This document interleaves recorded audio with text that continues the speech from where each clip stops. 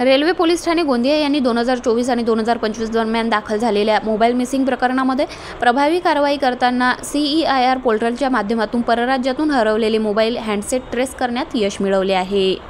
काही मोबाईल कुरिअरद्वारे, काही नोटीस बजावून तर काही प्रत्यक्ष जाऊन स्थानिक पोलिसांच्या मदतीने प्राप्त करण्यात आले। या मोहिमेत एकूण 35 मोबाईल हँडसेट परत मिळवण्यात यश आले असून त्यापैकी 16 मोबाईल हँडसेट तक्रारदारांना परत करण्यात आले आहे। मोबाईल परत देण्याचा हा कार्यक्रम माननीय उपविभागीय पोलीस अधिकारी लोहमार्ग नागपूर यांच्या हस्ते वार्षिक निरीक्षणादरम्यान पार पडला।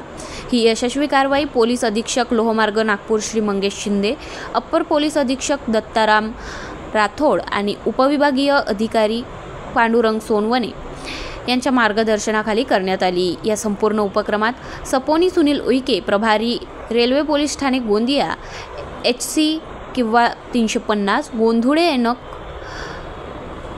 1025, विनोद खोब्रागडे, पोका किंवा कुणाल गिरनाथवर, शशिकांत घरोटे, अखिलेश राय, नितेश मेंढे आणि गिरीश राऊत यांचे मोलाचे योगदान राहिले आहे।